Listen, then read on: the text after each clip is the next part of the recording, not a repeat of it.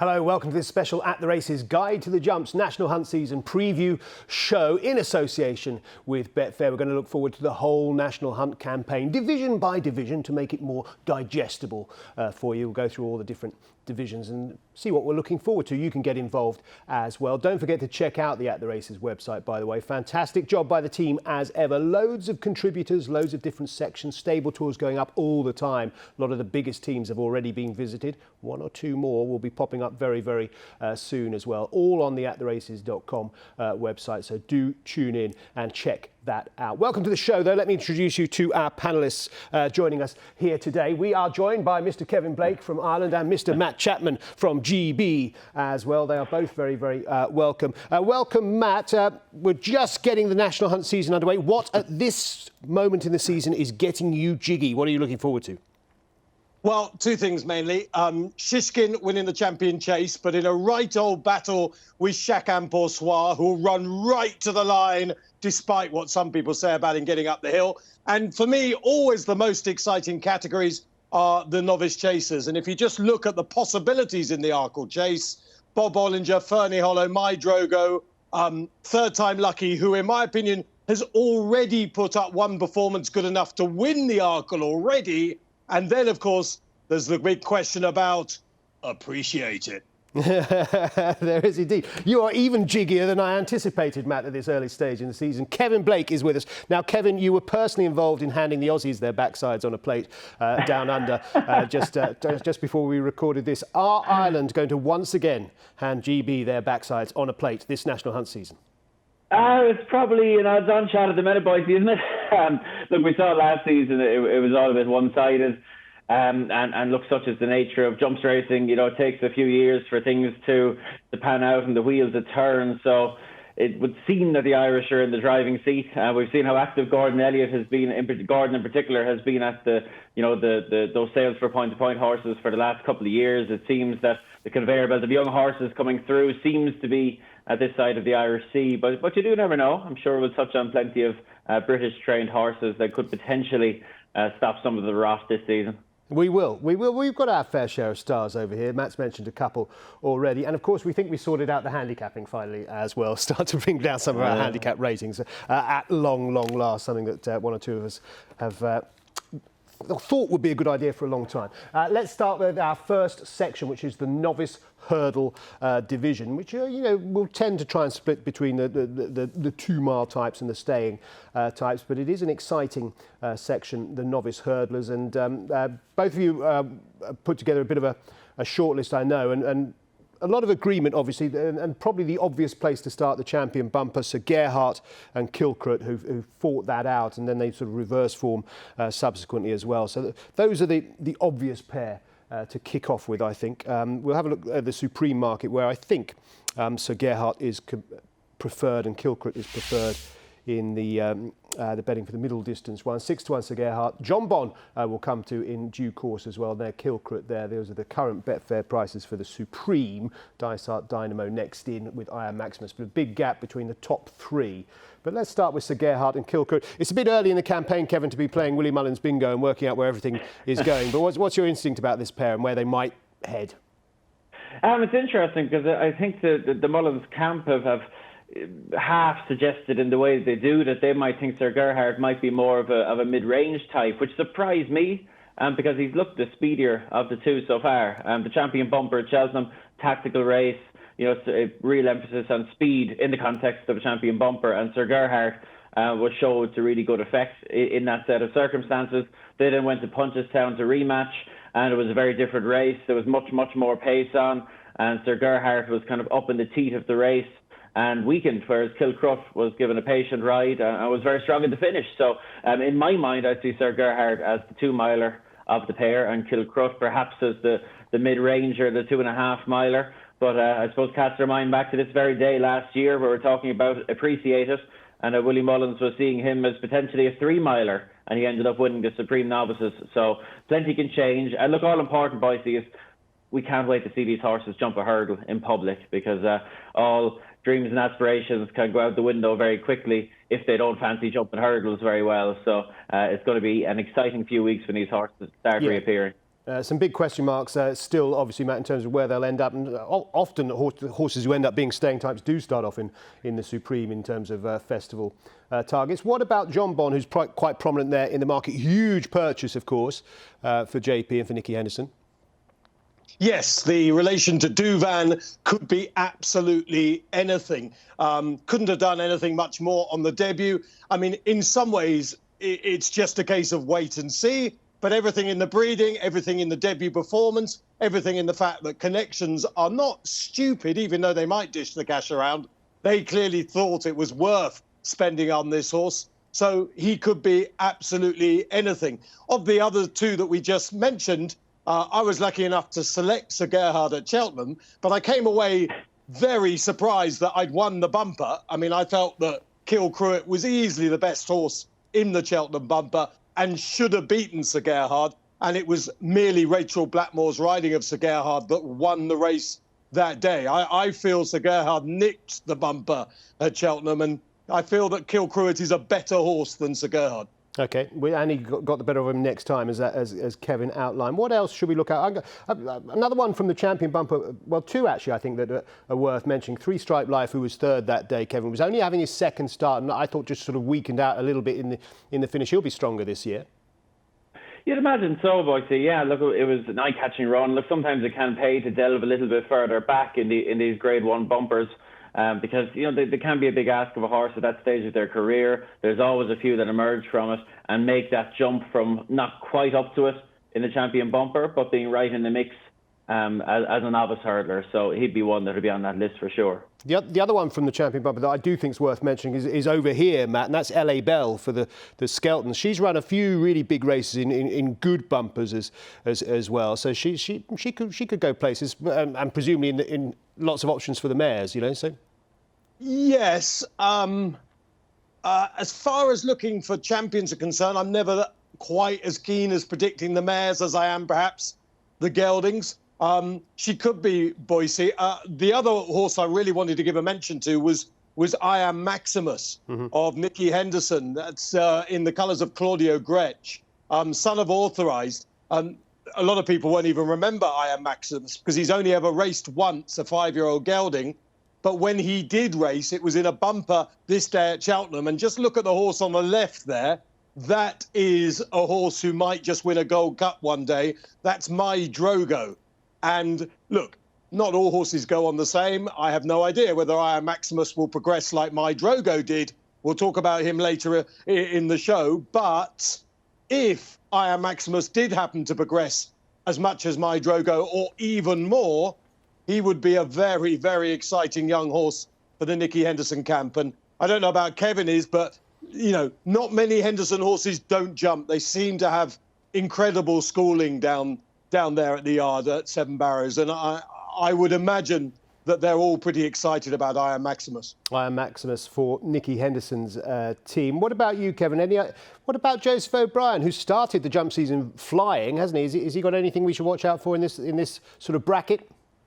Well, you mentioned, you know, picking back through the field for the champion bumper at Cheltenham. If you pick back through the race at Punchestown, you know, Eric Bloodaxe, I do think ran a lovely race for Joseph that day. He looked a real tip-top prospect early on, and he beat Fernie Holly in a bumper. He beat Wide Receiver in a bumper, and came back lame when very well fancied for the big bumper at the Dublin Racing Festival. And look, unfortunately, he missed a lot of time. He missed over a year and a half, pretty much.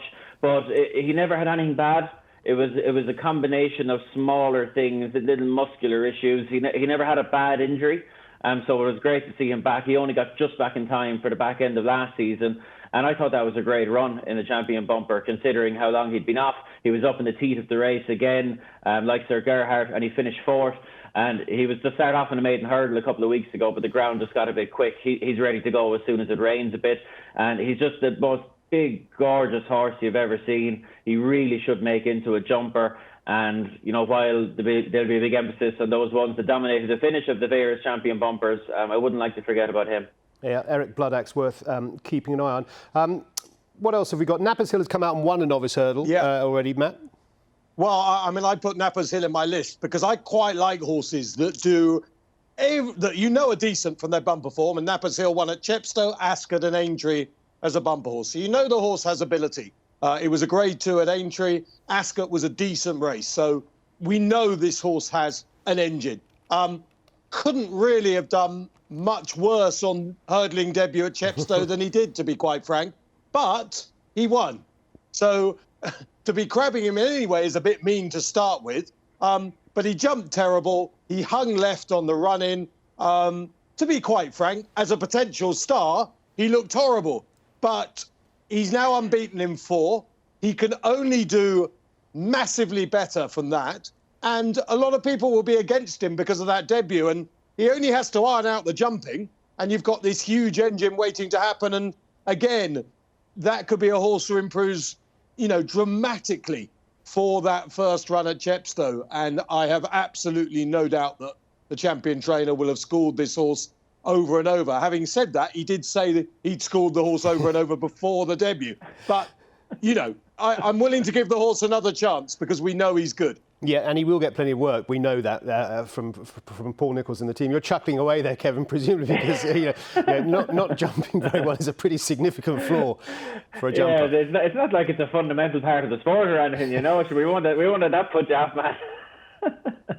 I tell you what, we haven't mentioned. But no, Boyce, I can't let him get away with that. From a man who's just insulted the world of cycling very recently, I don't think he should be throwing stones at unbeaten horses. So, just I have no idea what you're talking about. Cycling. I was going to say, Kevin, I tell you what we haven't mentioned in our list so far is a Henry de Bromhead horse in this division. Has he got players here? Well, this time last year, Boyce, Henry de Bromhead had a horse that had bolted up in a point-to-point and gone to Gorham Park the week before Cheltenham and won a point-to-point bumper in quite impressive fashion. He was called Bob Olinger, and he turned out all right. And he's got a horse with the exact same profile, even owned by the same man, coming into this season. He's called Journey With Me, and he bolted up in a point-to-point and then went to that same point-to-point bumper at Gorham Park the week before Cheltenham. And look, the ground was very bad, but he was just really impressive. He never, ever came off the bridle and just put the field to the sword. I can't imagine there was any stars against him, but, the race was over with fully 5 furlongs to run, really. Everything was legless, and he was galloping away. He'd be more of a staying prospect, perhaps 2.5 miles, maybe a starting point. But speaking to Henry for the At The Races website, a stable tour of which you can read on the microsite there, but he seemed quite sweet in that quiet sort of way that doesn't always come across in the words on the page, but when you heard him and the way he said it, he does seem to quite like this horse. Yeah, you have to interpret different trainers in different ways, don't you? And he is quite understated, usually Henry de Bromhead, but Journey With Me, exactly the same Bob Olinger profile and connections as Kevin says. Another horse who we haven't seen, of course, but comes with a massive price tag. I don't know whether there are any vibes, Kevin, whether the dogs are barking about Classic Getaway is another one of these monster Cheveley Park purchases that Willie Mullins is going to be having, whether he goes straight hurdling. Yeah, Cheveley Park sent a few very expensive ones to Willie. I gather they're both going, I think Deploy to Getaway is the other one, I think, isn't it? I think they're both going straight over hurdles. I haven't been able to grab hold of Willie just yet for a stable tour, hoping to do so very, very soon. And we'll be able to get the lowdown on them all because those horses are certainly on the list, as they say.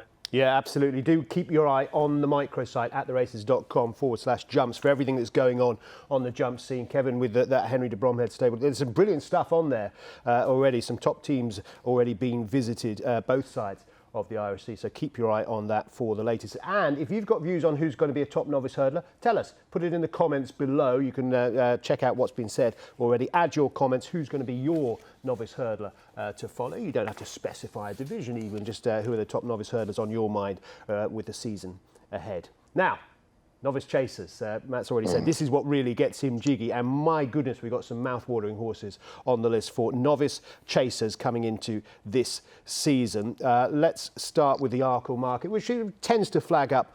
You often say with the Arkle, you want the top-rated hurdler from the previous year who's going chasing. That's a very good way of getting your Arkle shortlist in advance. And then we can have a debate about who is the best hurdler going chasing today. Appreciated heads the market, interestingly, and really dominating the market 5-2. Bob Olinger as big as 8-1 despite everything he's done. Fernie Hollow, get some views on the guys on whether he's going straight chasing or not. They'd have options with him, I guess, but if he does go straight chasing, it'd be very exciting. Has a verdict over both the principals, of course. My Drogo, Matt's mentioned already, who could be a big player this year. Quilixios, who's just a youngster, of course. Third time luck, he's already come out and won at Cheltenham. Monmiral next in on 16-1. So we'll start with this Arkle division. Let's kick us off, shall we? The Supreme winner, Appreciate It. We assume he is going jumping, Kevin. Is it right that he should be so far clear in that market as things stand? It's easy to see, Boyce, and like you say, there's kind of a formula to this, isn't there? You know, the best novice hurdler that's confirmed to go chasing, as Appreciated is generally going to find himself at the top of that market. But look, I really do like him. You know, loved him in his bumpers. Did absolutely nothing wrong at any stage last season over hurdles. I think he surprised his connections by ending up as a 2-miler. Whether he will stay a 2-miler this season over fences remains to be seen. But the one thing I'd say about him is, you know, we've seen plenty of him. We've seen him over hurdles. We've seen him in bumpers. If you were watching him closely over hurdles, I think his jumping style of a hurdle is just exactly what you want to see in a potential novice chaser. Like he wasn't a really low, quick, electric jumper of a hurdle. You know, he did give them that little bit more air. You know, he did show that bit more scope. You know, you'd think, and you don't know until you see it, but you'd think he'll make a really smooth transition to fences, and I could see him jumping a fence particularly well. And if he jumps a fence better than he jumps a hurdle, it's going to take some whacking in that division, whatever trip he ends up over. Yeah, it's going to be another example, I guess, Matt, of, you know, Willie Mullins versus Henry de Bromheim, which we saw a lot of in the big races this season. And Bob Ollinger's a big player as well. Yeah, I just want to mix two races together, which obviously makes the whole show slightly confusing, but we have to here because we'd Appreciate It. I'm interested to see what Kevin would do himself because, let's face it, the champion hurdle is desperate other than Honeysuckle. It's desperate. There's not a horse in there that you could say that's a rival to Honeysuckle at this stage. Perhaps the only one is Appreciate It. And my way of thinking would be Appreciate can mop up Grade 1 hurdles in Ireland when Honeysuckle's not racing in that race prior to the champion hurdle. So I'm interested to know what Kevin would do because I just can't see any rival to Honeysuckle in the champion hurdle. Appreciate It would be the obvious rival. Would you want to go novice chasing or win a whole load of Grade 1s over hurdles? Go on, Kev. Yeah, look, what would I do? I'd be tempted to stay over hurdles, but we have to. I was going to touch on it when we talk about the established hurdlers. We have to kind of accept at this stage that the hurdle, you know, the open hurdle divisions are the poor relation at the minute. The way National Hunt Racing has moved, the champion hurdle has been a race lacking in depth for years. You know, well over a decade, and owners, trainers, everyone seems to want to go chasing. You know, many of these horses are coming from point-to-point backgrounds. It's quite unusual for a point. Well, up until recently, it was quite unusual for a point-to-point horse to win a champion hurdle. I think Faugheen became the first, and now we've seen Honeysuckle do it. But look, chasing is the fashion. Chasing is where people want to end up. And it seems that a lot of the most promising young horses we're going to talk about in this show are all going chasing. And that's been the case for many years. Yeah. On that topic, do we think Fernie Hollow is going to go chasing? Has anyone got any general? I've heard, I don't have it confirmed. I'm hoping to do so very soon, as mentioned, but I believe he might be going chasing. Do not take that as gospel, but I haven't heard he's saying everything. I have heard he's going chasing. There's nothing you're saying we're taking as gospel, Kevin. Don't worry about that. Well, options may be open. The same might apply. The same logic might apply to Fernie Hollow, Matt, as you say, because take Honeysuckle out, and what would you be scared of? You could go hurdling with him, still a young horse. Yeah, but I'd be more worried if I was Honeysuckle about Appreciate It than Fernie Hollow. Let's get back to the Arkle chase, though. Obviously, Appreciate It looked like a monster over hurdles. He was one of these horses that was basically bred to be a 3-mile chaser, or most people thought that's what he'd end up being. But he was far faster than everyone thought. Brilliant in the Supreme. Travels like a monster. Looks like a monster. You appreciate it. And he's one of the most exciting horses in training. However, Boyce, I believe there are at least 2 other horses in that Arkle chase with huge potential. Yeah, well, let's just cover off Bob Olinger first, because he may not be an Arkle horse. In fact, Kevin, he's probably more of a middle distance, a much shorter price, obviously, for the Marsh chase at this stage. So sort of the intermediate 2.5 mile kind of trip, more up his street. Do you think? Yeah, look, if the Marsh chase didn't exist, I think he'd be perfectly capable of being an Arkle horse. He was running over mid-range trips last season, but he was looking quick doing it. And look what he did in the Ballymore was one of the most impressive performances of the week. I think it's fair to say it blew away a lot of people, certainly blew away me. And again, the way he jumps a hurdle, he was slicker than appreciated, but he just showed a lot of scope. And you'd like to think he'll make a very smooth transition to fences as well. So, yeah, you just wish they were in a slightly different set of circumstances where we'd know these horses would be banging heads with each other throughout the season, and not skipping around each other over mid-range trips. But there we go. For better or worse, that option is now there, and they may well do that. Talking of Bob Olinger impressing people, interesting comment from Paul Nicholls a couple of weeks ago, Matt. I can't remember where it was. Might have been at Chepstow. Talking about Brave Man's Game. They could not believe the speed that Bob Olinger went past Brave Man's Game in that Ballymore that Kevin was just mentioning at Cheltenham. What about him, and what were the other horses on your mind in this division?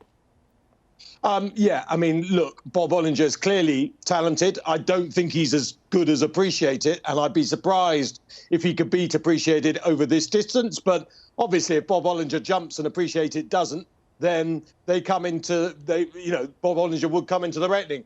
The 2 that I'm most excited about from this side of the water, My Drogo, who is built like a chaser, jumps hurdles like a chaser, and is already considered a possible Gold Cup horse for the future. Look at him here. He's just a great big beast of a horse. And I absolutely love this horse. He's a skeleton animal, and everything about him just oozed class as a hurdler. And the other horse is another skeleton horse in Third Time Lucky, who it was funny, actually, because at Cheltenham the other day, all the people who hadn't seen this horse on the Friday kept saying that the Sam Thomas horse on the Saturday, Midnight Shadow, I think it was called, was the best jumping performance they'd seen at Cheltenham for a long time. And they only had to go back 24 hours and they'd have seen a better jumping performance. I thought Third Time Lucky was not just good, but sensational. People might say he didn't beat much, but he beat 2 or 3 horses rated in the 140s as if they were absolutely useless. You could mark him as in a performance in the 150s if you took it literally. That would be good enough to win a lot of Arkles already. And this is a horse who was 3rd in a champion bumper. He was a horse who was a good hurdler without absolutely blowing you away. Some might argue he should have won a Betfair hurdle. But for me, has already shown he's going to be a better chaser than hurdler, with that background of a terrific bumper form. He was 20-1 after that race for the Arkle. That was absolutely crackers. He's still 14-1. And look, obviously he has to keep winning, but if he goes to Cheltenham with 2 or 3 more performances like he's put up already, he's going to be very much single digits. I thought he was so exciting that it was something that just smashed you in the face. Yeah, obviously we haven't had a chance to see all of these horses so far. What else should we be watching out for when we can move out of the 2 mile division elsewhere in the novice chases, Kevin? I just wanted to put up one because no one else will put them up, because there's so many exciting horses, going from hurdling to chasing to talk about. But I just wanted to mention Run Wild Fred, because we saw plenty of him over fences last season. And he finished up his campaign, finishing 2nd in an Irish Grand National. He retains his novice status for this year, and it'll just be fascinating to see what Gordon does with him, which way he points him. Could he go for the National Hunt Chase? Will he train him for the Grand National? Will he go pot hunting in novice races for the next couple of months? I think there's certainly more to come from him. I'll be giving him a mention later on in the show for a specific race as well. But I think he's definitely an interesting one, with plenty of experience under his belt already. That's Run Wild Fred. I think he's towards the front of the market for the National Hunt Chase, isn't he? But it's a very, very, very open market for that. I mentioned in passing Brave Man's Game. He looks at a staying prospect, obviously. Matt, he's already won at Newton Abbot. The big breakaway fell in that race, but was actually running a very, very big race, considering it was giving nearly a stone to Brave Man's Game. I thought they both came out of that with a fair bit of credit. Yeah, except for me, Sean, the big breakaway is not as good as we want him to be. I mean, don't get me wrong, we'd all love to own him and all that kind of nonsense, but he's just not. At one point, he looked like he could be a superstar, didn't he? And he's a good horse, but my feeling with him is a little bit like Brave Man's Game. I think they'll mop up races, or Brave Man's Game will mop up certain races, but when it gets to the absolute knuckle cruncher, I think he'll be found wanting at the top level, Brave Man's Game. That's my opinion of him. I might be wrong, but I'd want to take him on in a Cheltenham Festival race. That's my feeling about him. Do you wonder, though, the big breakaway could be an example of something we might see this season? I certainly hope that we do see it, which is a kind of recovery in the Tizard form, because they had, by their standards, a difficult year for all kinds of reasons, as we know, last year. I think Joe Tizard's very close to finishing his qualifications and taking over the licence. Maybe things will be more stable for them this year, and you know, some of these horses might come back to what we were hoping. With every other horse possibly bar the big breakaway for me, Sean. I just think he's soft, and he's just not what we want him from, for many reasons. The run against Brave Man's Game, despite giving weight away and everything, just for me proved what I think. He didn't do enough for me to suggest that when the knuckling down has to happen, that he will keep going. Two other horses give a mention to. Classical Dream, if he was to go chasing, would be fascinating. He's obviously a top-class hurdler. And I suspect Galley Hill of Nicky Henderson is a horse who has more to offer. It hasn't all gone right for him so far, but I suspect Galley Hill is going to be winning Novice Chasers somewhere along the way. Yeah, so a few more. Any more that are on your list, Kevin, that we haven't touched on? Novice chasing? Not as such, you know, just to touch on one or two of the other ones that were mentioned. Like, I'd be very excited about my Drogo as well. Third Time Lucky, I think, was very good the other day. Very low, very quick. He's going to be better in a better race, isn't he, when he gets more of a carry into the race? But that hurdle form, you worry, does it put a bit of a ceiling on him as a potential tip topper? You know, like, I know he probably shaped better than the bare results, but he was ultimately beaten in a county hurdle. So I think he's going to need to come forward probably a stone from last season to be getting on top of the likes of an Appreciatus or a Bob Olinger or something like that, you know? Yeah. Well, and one other dimension, Sean, is Adagio, who probably isn't going to win a Cheltenham Festival race, but I suspect will win lots of races. You remember he was a little terrier of a hurdler. I think he's had some sort of operation. I went down to Pipes not so long ago, and I think, the most likely one is a wind operation, obviously. I think that's what they said he'd had. But he certainly had something done to him, and they think he will be much the better for that. OK, Adagio, another one to watch out for. It's not all about Cheltenham. We want winners, don't we? Horses to follow throughout the National Hunt campaign. If you've got views on novice chasers that could be worth following throughout the National Hunt campaign, put them in the comments below and share your thoughts with everyone else who's watching. Novice chaser that you're following throughout the rest of the season. Now, we're going to move on. We're going to talk about established hurdlers. And before I do, we've got a few enhancements, a few offers from our sponsors, Betfair, to talk about during this programme. And this is one for you, Honeysuckle. We'll talk about Honeysuckle and whether she's just going to bestride the 2-mile hurdling division like a colossus. She might well. She's got this huge unbeaten sequence already over hurdles. Can she go unbeaten over hurdles during the current season, 21-22 season? She's got to run 3 times to qualify for that to be a runner.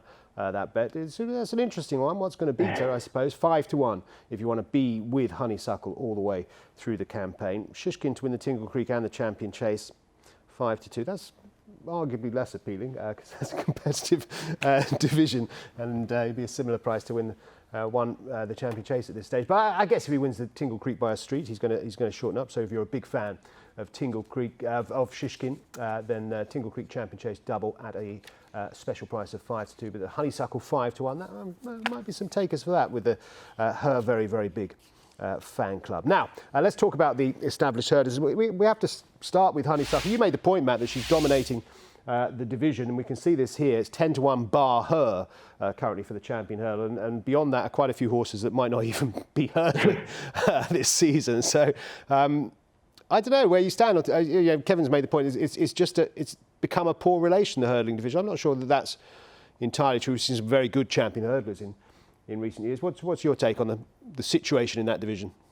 Well, looking at that list, my take is if that field turned up on the day, Honeysuckle would be an odds-on favourite. So you're getting 7-4 because of the risk of having a bet now. And let's face it, not many punters are so desperate to have an anti-post bet at Cheltenham, they're going to back a 7-4 shot. But, I mean, she only has to repeat what she did last season, surely, to beat that lot. And so I will make a public plea on this show right now. And that is, and this might surprise one or two people, for any flat trainer who has a decent gelding out there to think back to the years of Alderbrook and consider sending your horse over a hurdle, seeing if he can jump, and if he can, one run into the champion hurdle. Because for me, if there's ever a season to do that, this is it. Because at the moment, you effectively have one to beat. And we all know in any horse race, when you've got one to beat, it's worth taking them on. When I say that, of course, if Appreciate It stays over hurdles, you'd have two to beat. But at the moment, when you look at that, Honeysuckle is outstanding, getting the mare's allowance. So, I mean, it might sound crazy. I was thinking, like, why doesn't William Haggis put Adib over a hurdle? I mean, he can't do anything. He can't do anything over the winter months because he needs juice in the ground to run. So all he can do is sit at home. He's a gelding already. So there's nothing for him to do for the rest of his life other than be a racehorse. He kind of proved in the Champion Stakes that his age now, he's not going to win a Group 1 in Europe for me. So why not stick Adib over a hurdle and see if he can jump? I mean, look, people will say that's crazy, and you've already gone, whoa, chappers, that is crazy. But what have you got to lose? Like, these are horses who are going to sit in a field for the rest of their lives. What have you got to lose? You've got a very valuable horse to send over. Hold on, Sean. He's not. Adib is worth nothing. I'll take him for nothing. Yeah. Try and buy him for nothing. But no. He's worth nothing. No. He is worth nothing. Now, obviously, from a sentimental point of view, he's worth the world to his owners. I'm sure Ahmed Al Mattoon. But in real terms, he's a gelding. I know who, if you retire now, you have to pay for his upkeep for the rest of his life. Look, maybe it is a crazy example, but for me, if you're a flat trainer, think what you've got and what you could do with him. There you go, Kevin. There's the challenge. No, I don't think it's mad. I don't know. Maybe in a day isn't the world's best example, but in terms of the concept, I don't think it's mad. And even you could extend it and say that if we get to early March and the Supreme is looking red hot, it wouldn't be a mad thing for a trainer to put one of the better ones into the champion, because you call it a poor relation. It just is. And so I know loads of people love the champion hurdle, and of course I love it too, and the history, etc. But these days, and well, not just these days, ever since we had the great era of Brave Inca and Archibald and Hardy Eustace and Max Joy and all those, this division has just year in, year out lacked depth. We've had a few stars that have brightened it up, but it just lacks depth, and it might just be open to some sort of left field thinking like that. And God, wouldn't it excite things up a bit now if a high class flat horse did have a crack and give it a go, because the division needs something. Because I love Honeysuckle. Honeysuckle is brilliant, and you can fully understand why they've elected to stay hurtling, given the alternative was as probably a riskier switch into novice chases into a lineup that we've just talked about, but look, it's going to be a bit boring, isn't it? She's going to win the Hatton's Grace, she's going to win the Irish Champion Hurdle, she's going to win the Champion Hurdle, she'll have a victory procession around Punchestown, she'll be 16 runs unbeaten, it'll be great for her, great for her connections, but it's not going to be the most exciting thing we see all season, is it? No, so, I guess not. Unless something, we've got Quilixios, we know that 5-year-olds don't go and win champion hurdles, but he looks pretty good. The other one we haven't mentioned is another mare, Matt, Epatont, who of course has been well held by Honeysuckle at Cheltenham and at Punchestown, but she has had an operation, I understand, since then. She did have issues with her back, Nicky Henderson things. If she were to bounce back, then that would liven things up, because we'd have a clash of two big mares. Yeah, I mean, it wouldn't really excite me, but you know, luckily for Mrs. Boyce, you are easily excited, Sean. Look, she's an admirable horse, Epatante, but as Kevin has rightly said, there are good champion hurdlers, there are not so good, and there are superstars, and I'd kind of put her in the not so good to reasonable champion hurdlers. I mean, I don't wake up in the morning thinking, oh, I can't wait for Epatante to return this season, I've got to say. But, yeah, I mean, no is the answer to your question. Okay, we're clutching at straws a little bit, I wouldn't, you know, my gut to answer to your question, Boyce, would be no, she's probably finished at the top end. But in fairness, after what Nicky did with Sprinter Sacre that time, when, you know, got him back from looking absolutely finished to win, coming back and winning a champion chase, I wouldn't like to underestimate Nicky's ability to get her back to where she was. But the very, very best of Epatante, is she better than the very, very best of Honeysuckle? I personally wouldn't think so. No, incredible. One in the mix. And obviously it's crazy because in some ways, because we haven't seen the horse for a long time. But when Pentland Hills won the Triumph Hurdle, everyone got quite excited about him. He had the whole of last season off, so he's a completely forgotten horse.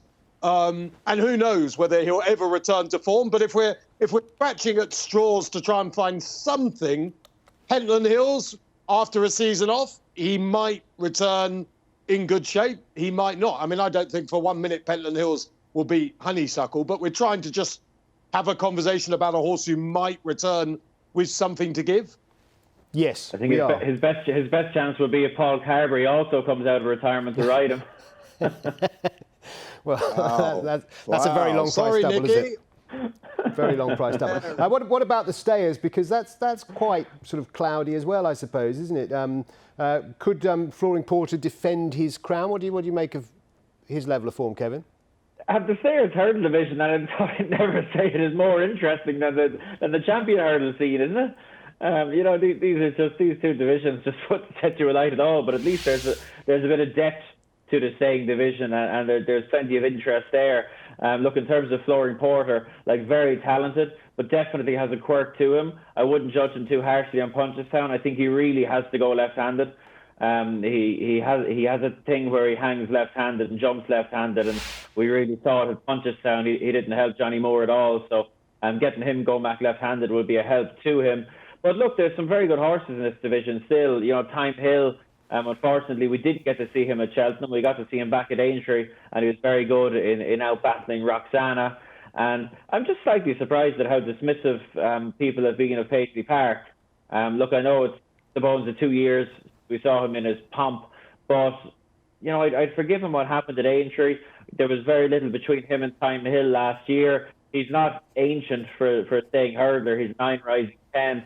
I just wouldn't be surprised if he still has a bit to give in the division. And I suppose we better mention, a young up-and-comer, if you want to call it that. He got a mention already, Classical Dream. I've read that he's possibly staying hurdling. We'll look to get that confirmed this week. But like, what he did at Punchestown was incredible, really. You know, off a year and a half, up in trip, which, to be honest, I personally would never have thought would have suited him. Hood on for the first time. You know, settled really well for Patrick, and has absolutely danced up by the bones of 10 lengths. And given how good he looked in winning a Supreme Novice a few years back, now that we know he stays, he's only a 7-year-old despite missing all that time. And, you know, he has to be a big factor in the division as well now. Yeah, he's about the right sort of age and profile, Matt, isn't he? Classical Dream for this kind of race. Kevin's touched on it. It wasn't even on the graphic, Paisley Park. 20-1 Paisley Park. He's 25, Sean. You could get him at 25s. And look, I don't mean to... Well, I mean, I'm happy to agree with such a brain as Kevin Blake, and I was absolutely on the same page. I mean, only 3 runs ago, as Kevin was saying, he beat Time Hill, who's favourite for the race at 5-1. Yep. He was only beaten 5 lengths at Cheltenham 2 runs ago, and obviously he pulled up at Aintree, but I don't think anyone's ever thought that Aintree is going to really suit a horse like Paisley Park, so I'm not really surprised that happened.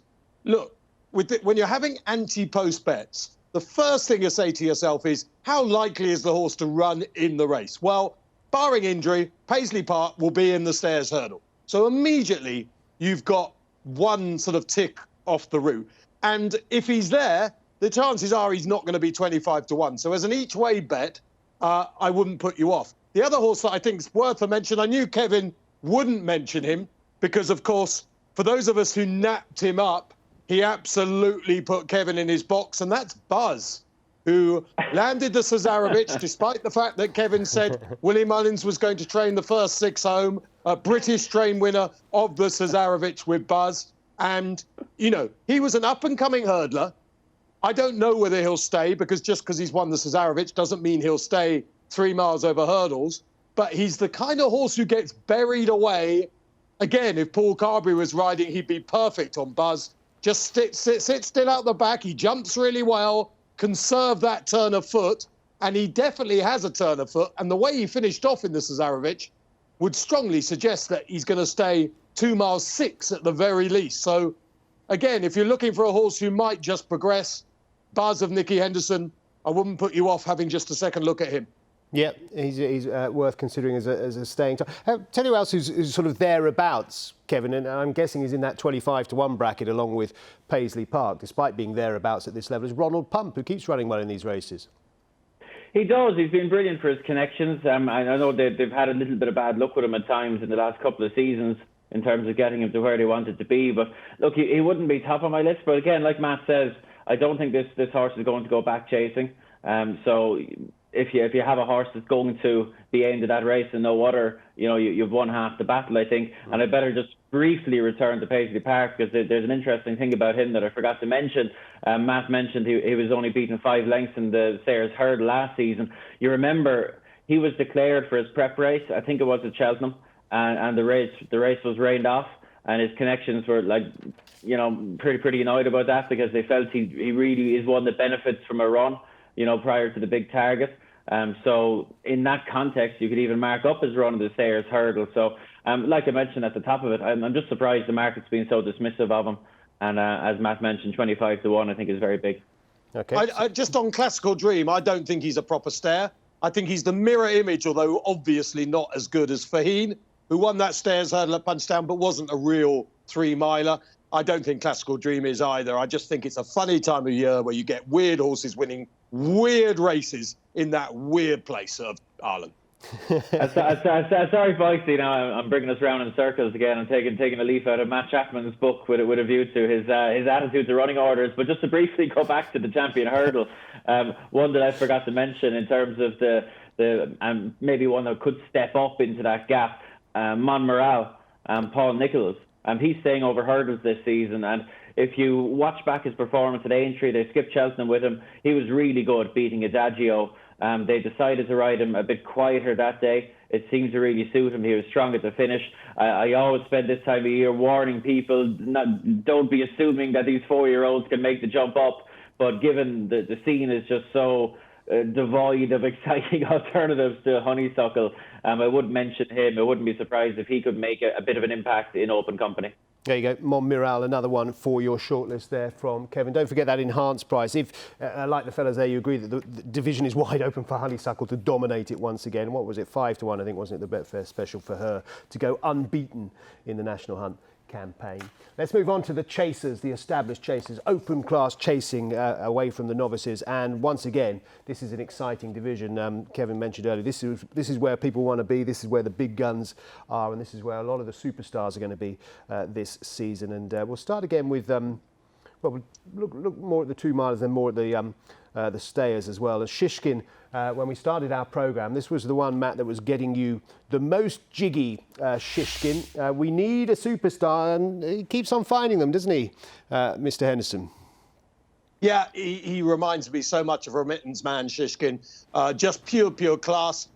He'll be one that Kevin will be quite easy to dismiss, I think, because he'll point to the fact that Aintree, he really wasn't impressive at Aintree, and I would hold my hands up to that.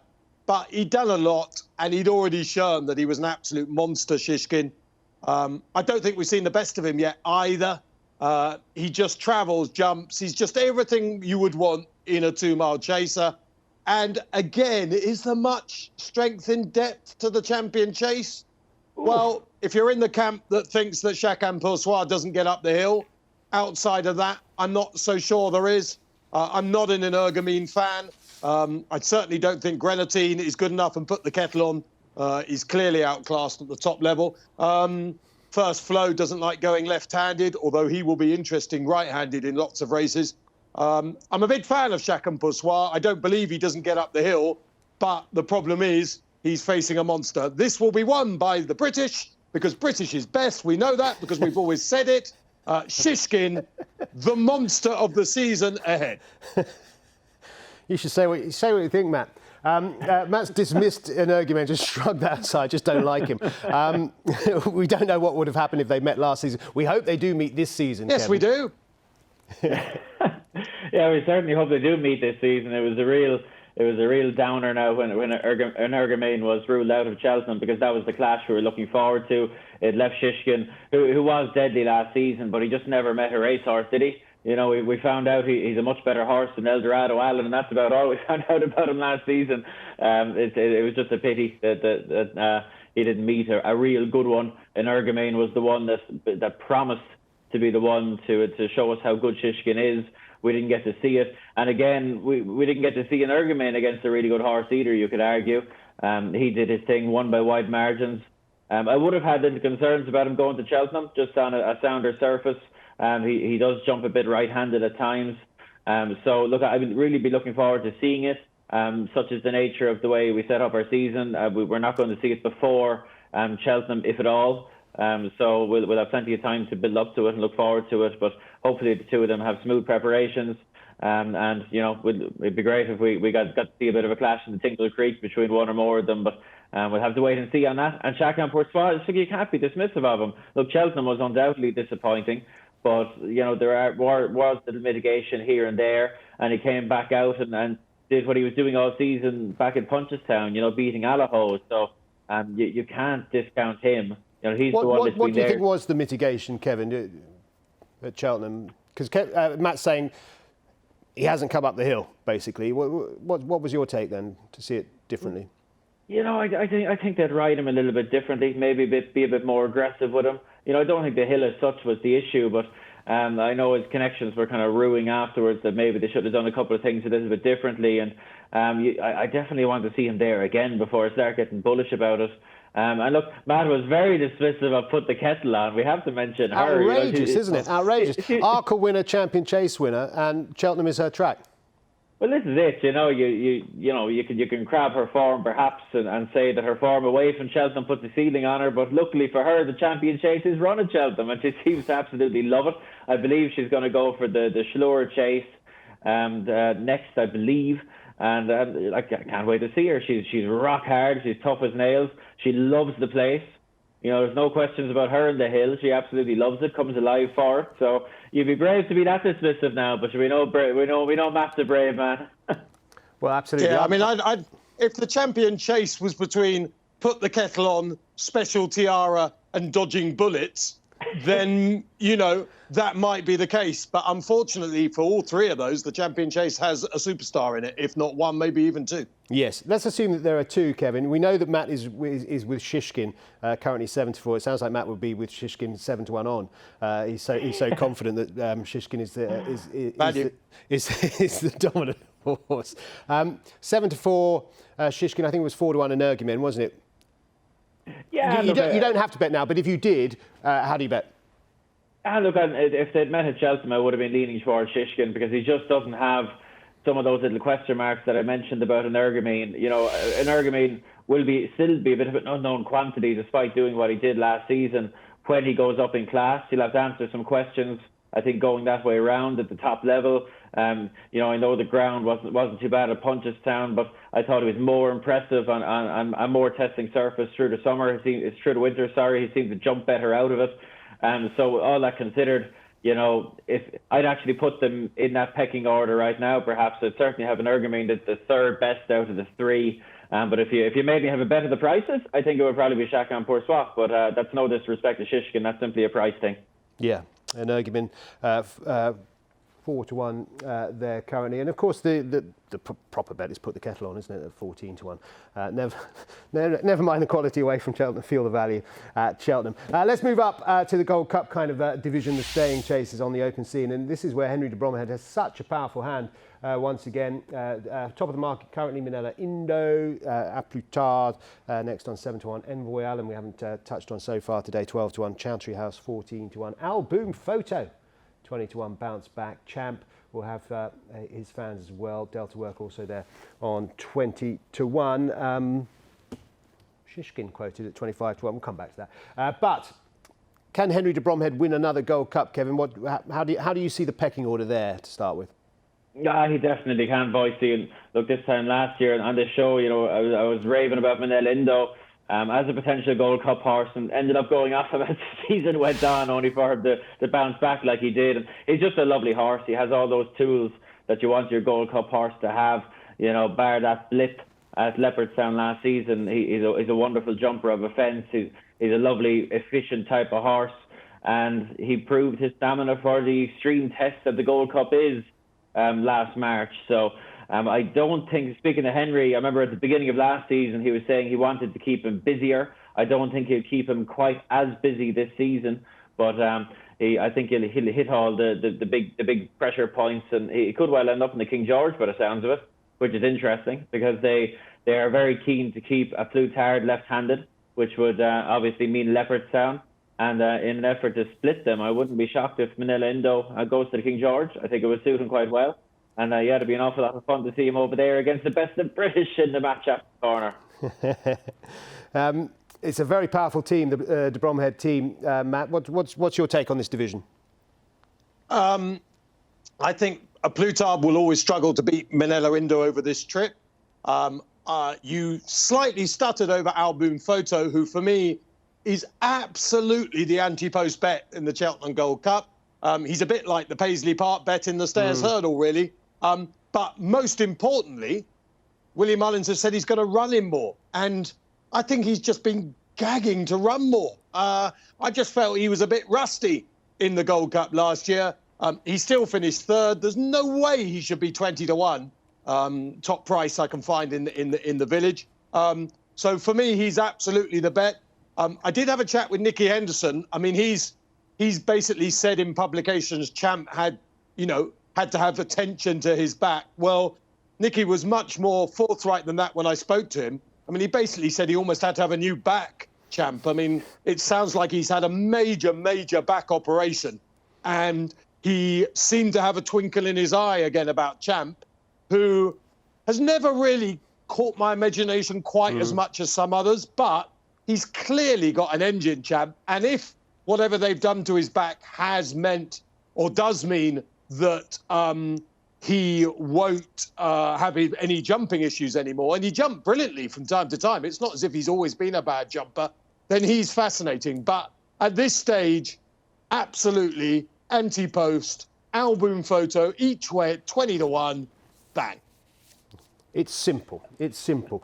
I'll tell you, Boyce, sorry to interrupt. Champ is such an interesting horse. He's always been such an interesting horse. And I've never thought his jumping was actually the problem with him. And his back, Nicky will disagree, I'm sure. I don't think his back is the problem. His brain is the problem.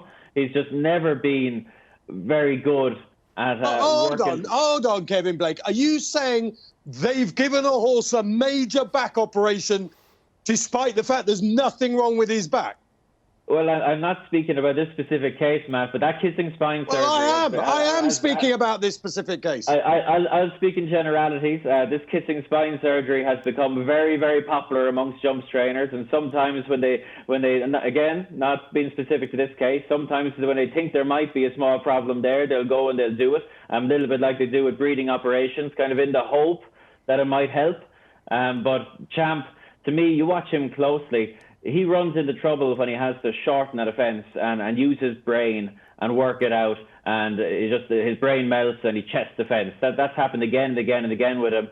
And I was laughed at in this program last year for suggesting that shorter trips might seem to better effect, because I think he jumps better when he's allowed to let fly and not think about it, just jump. And Nicky obviously gave him a very unorthodox Gold Cup preparation in the game spirit. And I think it suited him really well. I'd love to see them persevere 2 miles with him.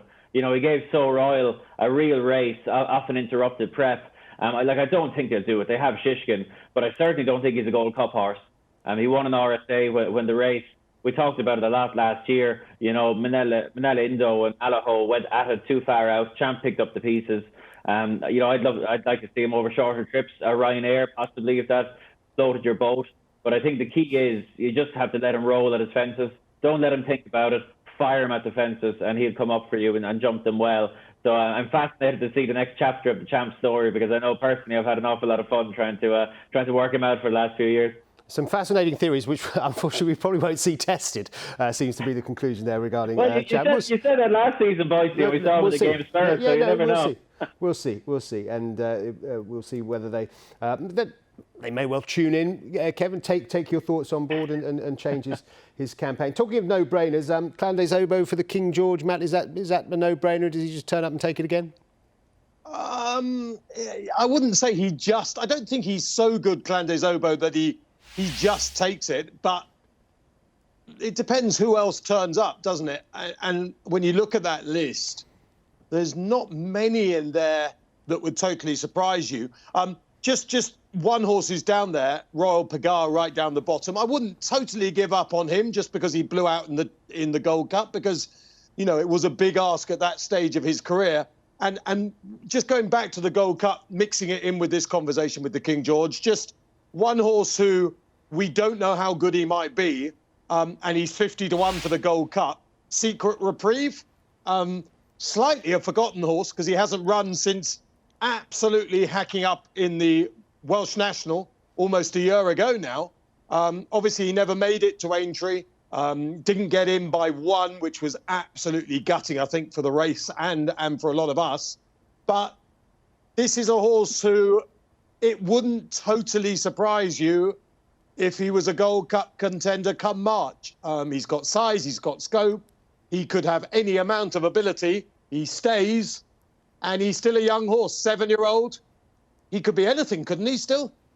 He could be anything. Talking of horses who could be anything, just a recommendation to have a sift through those at the races, jumps, sight, stable tours, because there's some interesting nuggets there. Native River, who of course is a veteran now, will run in the big chases whenever the ground is right for him, but only when the ground is right for him, say the Tizzards, and they're delighted with him.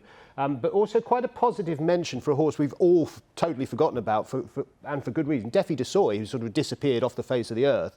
But the comments in Philip Hobbs' stable tour, interestingly, quite positive about Defi de Soy, although no indication of what route they might go with him. But so we'll just have to wait and see, I guess. But that, you know, were he to come back, and we've seen it before in those colours, the miraculous resurrection. So maybe we could see that again for Defi de Soy. Another one from the stable tours, Eldorado Allen for the Tizzards, who's going for the Haldon Gold Cup first time up. He's another horse who I think could have a much better year. I think quite a few of the Tizzards could have a much better year.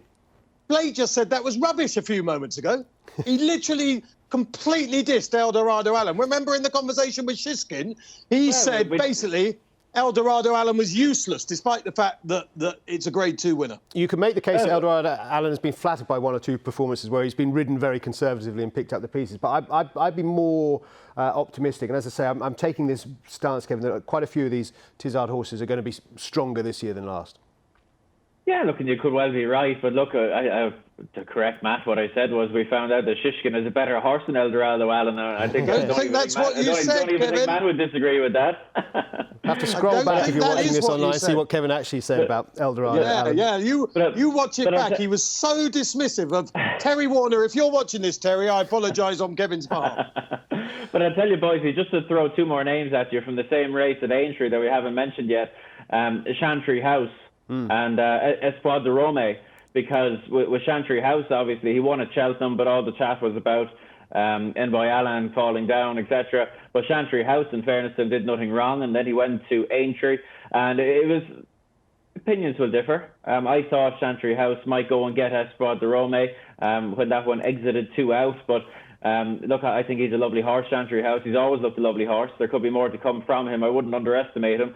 And Espoir de Rome, we don't have a clue how good he could be, because he came up through a much more quieter route to get to that day at Aintree, and he certainly was acquitting himself very well. So you wouldn't like to rule out the possibility that he could improve again and potentially get in the mix for Kim Bailey. So I thought there are two ones that you won't hear mentioned loads in these previews, but I wouldn't like to forget about them. No, a couple of good mentions. Any more that we haven't touched on for you, Matt? No, I don't think so. I mean, Sporting John remains an enigma. Who knows what he could produce? He's a sort of punter's nightmare, isn't he? You know there's ability, but you have absolutely no idea whether he's going to produce it. I imagine that you'll have Fiddler on the Roof in your mix, Boyce, on the Tizard basis that maybe we haven't seen the best of him.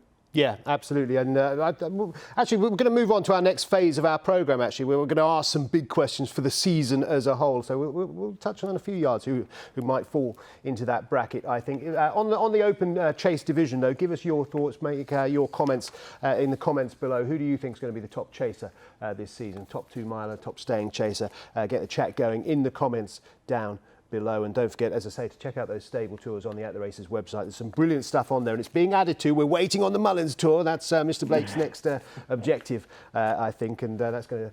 Well, it's going to take some reading to get through all of those, but there's some fascinating stuff there as well. Right, let's have a look to some wider questions for the guys, and we're going to see if you have spotted some potentially well-handicapped horses for the season. On that topic, by the way, on the Jumps preview site, check out Simon Rowland's got what his dark horses, which he thinks are ahead of the handicapper, potentially in the handicap divisions. I know that you've got some rising stars on there as well, Kevin. So well-handicapped horses. It's a tricky enough one. Have you got one or two for us, Kevin? Well, I've got definitely one that's well handicapped over fences is Farcla of Gordon Elliott's. You know, and you could have said the same thing at the beginning of last season, but it didn't happen for him. You know, he kept shaping well, things kept going wrong for him, and he kept running very well in these handicap chases. You know, he's a Triumph Hurdle winner. His stamina would have been in question for staying handicap chases coming into last season, but he did run very, very well in a few of them. In the big 2 mile 5 race at the Dublin Racing Festival. At Cheltenham, he ran a belter to be second to the shunter in the Paddy Power Plate, despite really badly stumbling turning in. He finished fifth in the Grand National, didn't seem to get home, and then he ran in the Kerry National for his comeback this year, and again he was going quite well when unseating his rider. So I dare say he will win one of these big handicap chases. He's off the ideal rating to get into any of them, so Gordon could pick and choose, but I'll be surprised, disappointed if he doesn't turn up and win one of those real big ones in the coming months. Yeah, I would wholeheartedly agree with that. I'm not sure I'd wholeheartedly agree about not seeing out the National, but if that's their view, then they're unlikely to go for it again, I guess, because otherwise I'd have been quite keen on him for the National, because I think you're right, Kevin, they'll go to war again with him and pick up a big handicap pot, you'd have thought. Yeah, and that was my view rather than their view. Okay. They might well think he got the trip perfectly fine, so that's Did you do the Gordon Elliott stable tour for the website, Kevin? I did, and he wasn't on it. You forgot to ask Gordon about this one, unfortunately, and then we would know whether they thought he stayed or not. I wouldn't say I forgot, Boyce, but the problem we tend to run into in these stable tours with the biggest yards is, you don't want to be keeping them you don't want to be dealing with them all night, and we tend to try and cap it at 25, and Farcla didn't quite make the cut, nor did Run Wild Fred, but I did in advance of this. I did just ask Eddie O'Leary about the two of them, and he said the two of them are back in and in full work and perfectly fine, etc. So don't fret if you're a Farcla or Run Wild Fred fan, which I know there's loads of them there. He's perfectly fine. The two of them are perfectly fine. Yeah. Well, I am a bit of a Farcla fan for the season. Go on, Matt. What have you got? Well, Kevin obviously forgot. Let's not rule that out. I mean, as if you only have to have read Kevin's articles over the years. The one thing he hasn't worried about is going over length, has he? Two horses that I would just look. One I've already mentioned, actually. I'm presuming Buzz might go for the Greatwood on his way to the stayers. I really am excited by him, although obviously living on that Cesarovic success. And there's another horse of Paul Nicholls, Cat Tiger. Now, he's ridden by the Maxwell, and we all love the Maxwell. We all call them sort of Corinthian, all this kind of thing. I think Paul Nicholls, in the back of his mind, is thinking Cat Tiger should be a lot better than he is, because he is ridden by the Maxwell. but he could go for something like the Grand Sefton. And I suspect we haven't seen the best of Cat Tiger yet. So he's one I'm just keeping on the right side of. OK. I've touched a few times on the Tizard Yard. I think they'll have a bigger season this season. The other team to mention in that respect, Matt, and in terms of being well handicapped potentially as well, is the Philip Hobbs team, who struggled last year, have started this year much, much stronger. And they could have a hatful of well handicapped horses. Yes. Look, the Master started at Chepstow in tremendous style. He won the Persian War, didn't he? He's come out again and won at Cheltenham, although in a Mickey Mouse race.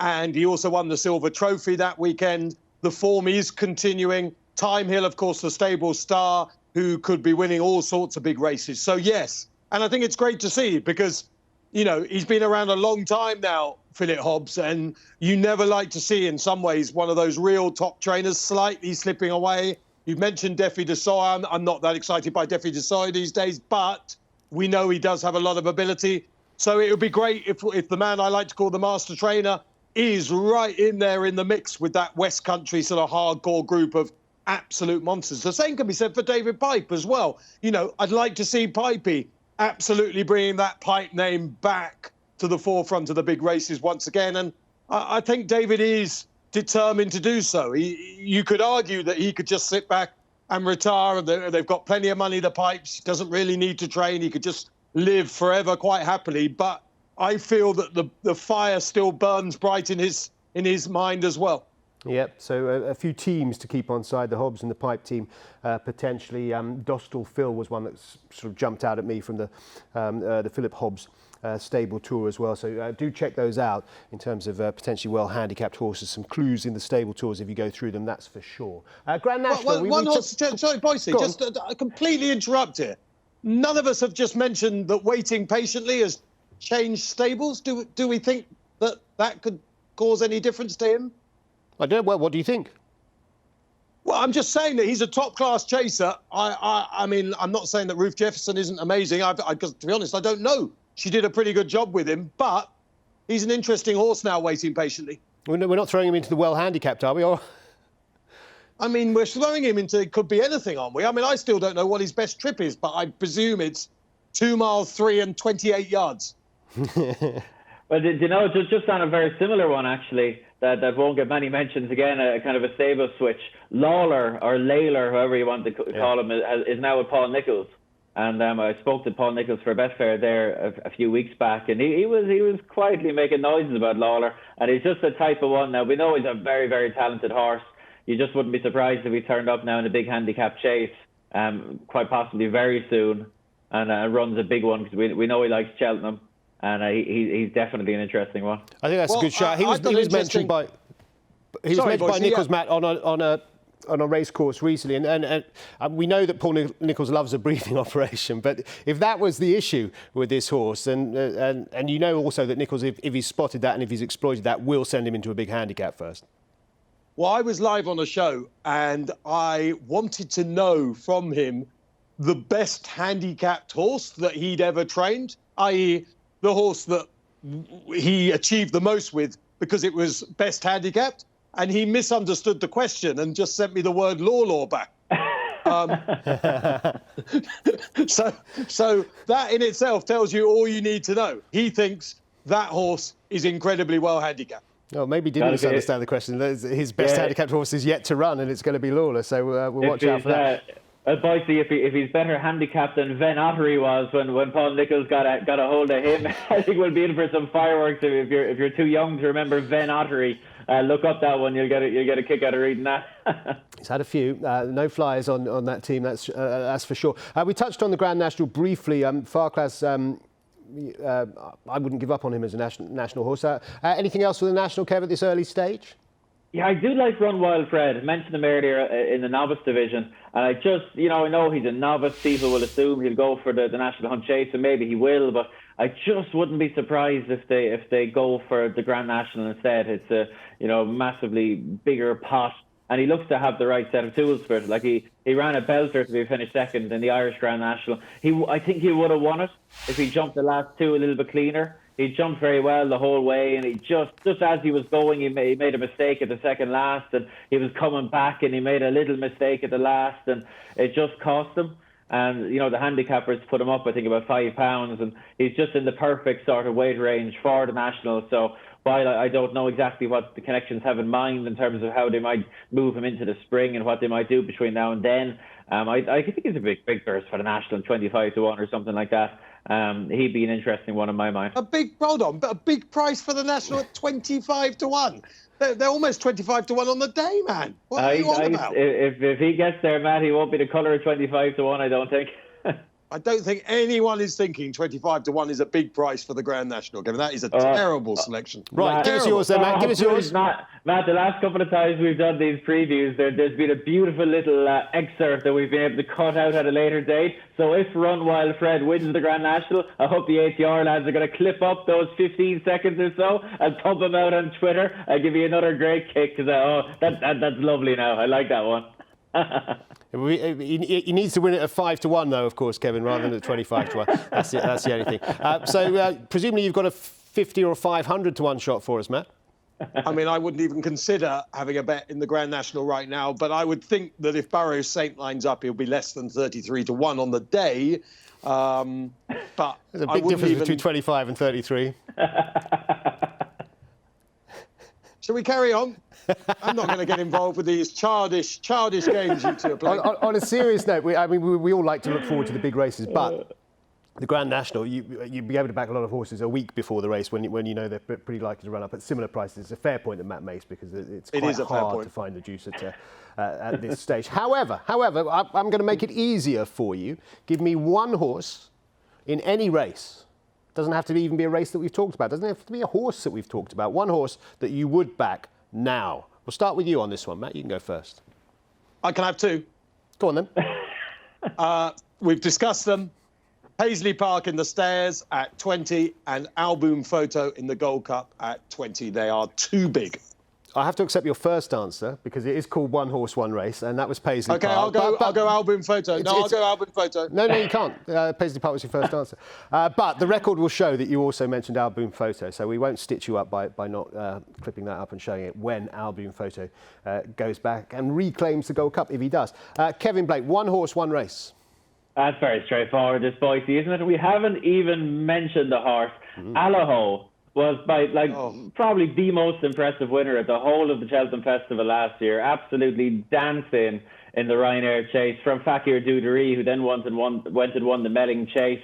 And no one talks about him because he's that mid-range trip, a little bit unexciting perhaps, but he'll win the Ryanair again, won't he? At his ease, straightforward. Right, well, that's 7 to 2. This is going to send Matt into apoplexy. You're giving a 7 to 2 anti-post selection. One horse, one race. Yeah, okay. There you go. He needs to go for 1 to 4.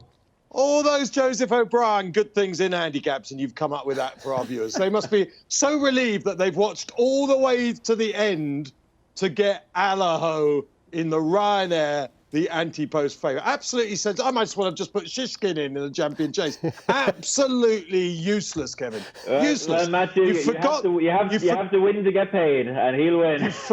You've forgotten horses in your stable tour, and now you're putting up a 7 to 2 shot anti-post. Brilliant. A winner is a winner, and he's 7 to 2 currently if you want to be involved. One horse that I didn't mention during our novice hurdle section, Hollow Games, who didn't run at the Cheltenham Festival, was a bumper winner, multiple bumper winner.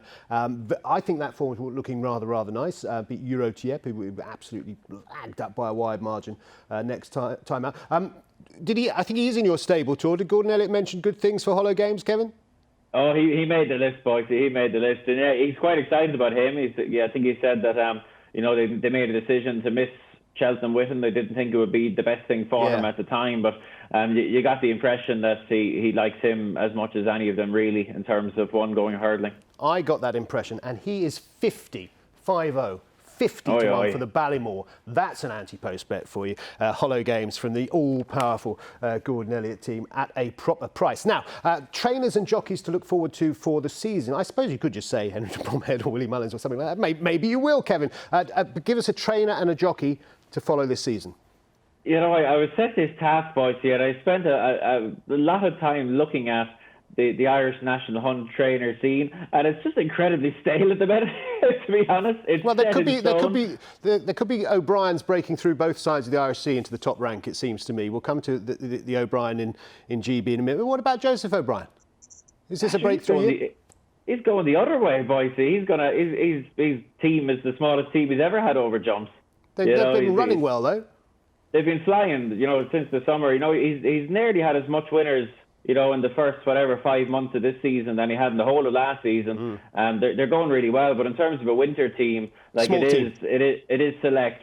Okay, fair enough. Fakir Duderee leading the way. I mentioned Eric Bloodaxe earlier. Yeah. Those are two you'd be excited about. But in terms of will he be troubling, will he Gordon Henry at the end of season table? I'd say absolutely not. He'd do well to finish fourth with Gavin Cromwell and others doing so well. So he wouldn't be top of my list anyway, boys. And I did go looking way down the table looking for one. Emmett Mullins you'd give a mention to, but we're lacking maybe a young, dynamic, progressive trainer that's going to shoot up the ranks in Ireland. I think it's extremely competitive. It's extremely hard to break into that upper echelon, and I struggle to find one. It's very, very tough indeed. Let me ask you a different question then, just out of interest and for my own interest. Who's going to come out on top then? Because Gordon Elliott is back, of course, training. But Henry de Bromhead was an absolute colossus last year. We've always known he's a brilliant trainer, but he had the firepower last year and he seems to have it again this year. Or is Willie Mullins just still unstoppable?